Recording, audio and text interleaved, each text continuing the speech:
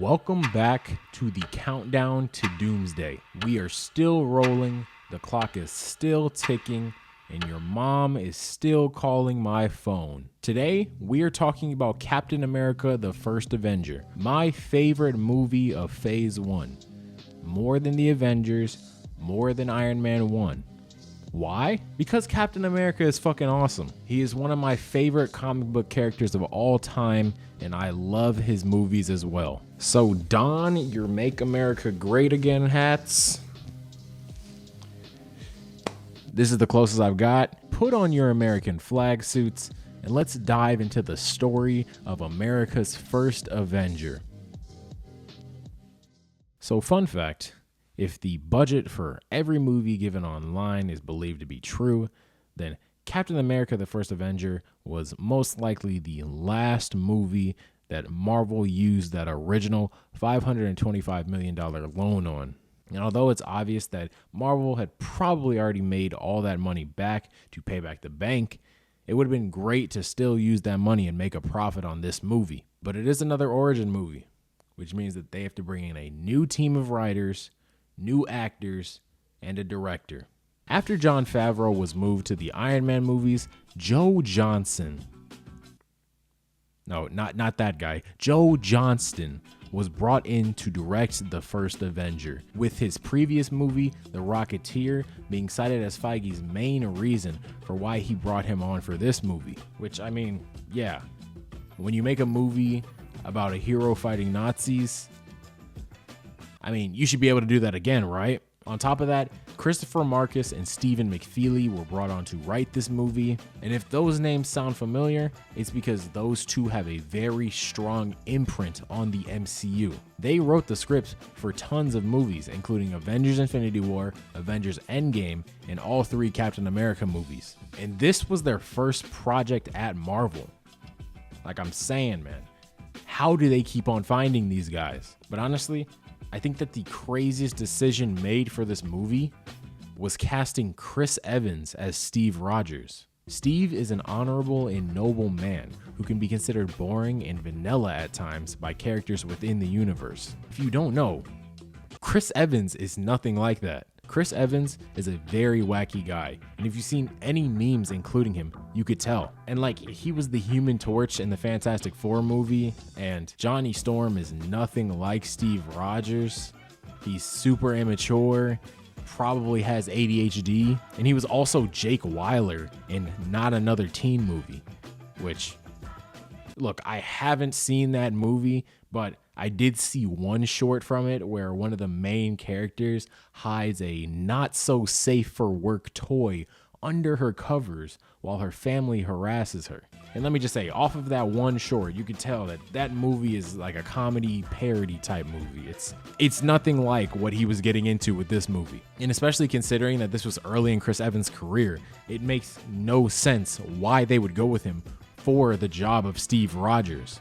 So my only guess for why he was chosen for the role is because he looks just like him. That's my guess. Like, someone had to have been taking copious amounts of cocaine and just throwing darts at pictures of actors on a wall, because I don't understand. But while Chris Evans at least had the look of Steve Rogers, and it was almost like he was looking into the mirror of a comic book page, Sebastian Stan. So while my first comic ever came when I was like 9, I really did my deep dive into comic books and the lore behind some of my favorite characters when I was in high school, because I no longer had to beg my parents to buy me issues at the store. And one of the first storylines that I read was the Winter Soldier storyline, one where Bucky returns from being dead for decades. And I was a bit confused, because if you guys don't know, Bucky hasn't always been this aura farming Chad that we know now. Back when he was first created, Bucky was basically just Captain America's Robin. You know, running around with his thighs out and being a bullet shield, which, you know, like, why was that the meta at the time? Kids running around with their thighs out? Like, who came up with that idea? So when I read this story, my MCU conditioned mind kind of got turned upside down. Because in that 2005 Winter Soldier comic, it was retconned that instead of Bucky being a child that was in the trenches, that was just the public image of him. But this retcon is what gave me the revelation of his original introduction into the universe. And in that moment, it made me think, why was Bucky changed for this movie? And you know, in the context of a live action movie taking place during World War II, I don't know how viewers would take seeing a 16-year-old run around in the trenches. Just a hunch, but I think that would look a little crazy. So I think it makes sense that Bucky, someone who in the comics looked up to Captain America, in this movie turned into the person that Captain America looked up to. It gives us a new version of the character, and it makes much more sense for this world. So there's new faces, some changes, and we need to prepare for an Avengers movie that comes out next year. So what actually happens in this movie? TLDR, Steve Rogers is a young man from Brooklyn in the 1940s looking to join the army and fight for his country.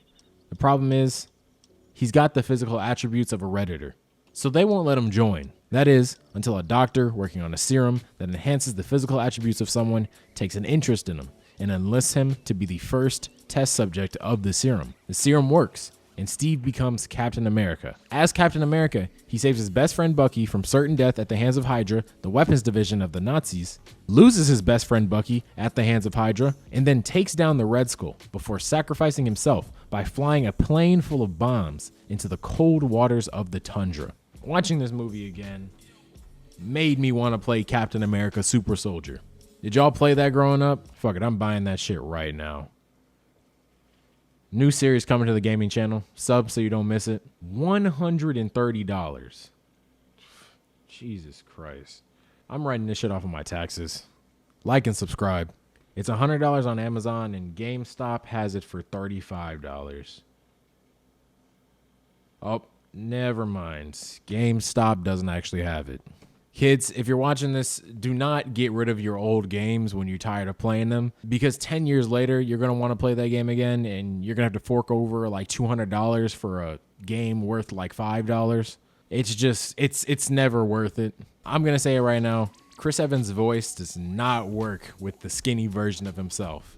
It's just so weird how his voice is so deep, and yet he looks like I'm going to pay him to do my science homework. And, you know, pitching up his voice probably would have made it feel a little campy, but I don't know. It's just always been weird to me. Really good job putting his face on the body, though. That looks incredible. I do wish that we got way more scenes with the Howling Commandos and their missions to take down the Red Skull, because we really only get that compilation and then that scene where they catch Arnim Zola. But, like, obviously, they couldn't show that all because this is only a 2-hour movie and, you know, we need to get to the ending. That's why you play Captain America Super Soldier. Like and subscribe, because that game actually takes place during that in-between session. So that compilation that we see during the movie, that's what this game is about. All of those missions in between. You know, there is something so empowering about watching someone be so dedicated about fighting for their country. Because even though I've got my issues with this country, hell, I've got a lot of issues with this country, but I still root for the USA basketball team at the Olympics. Unfortunately, France is probably going to cook us in 2028, but I do not want to talk about that. That want to do what he believes is right in fighting for his country is so awesome. You know, God bless America and whatever else they say on Fox News. Lastly, Captain America's storm into Azano is huge for multiple reasons. Of course, it's the moment where Steve establishes that he is a leader who can lead the Allies to victory. But it's also the first point where instead of it just being Steve fighting for America, he's also fighting for what he believes is right. People are trapped beyond enemy lines, and the generals know this, yet they have no plan to save them. They just want to win the war.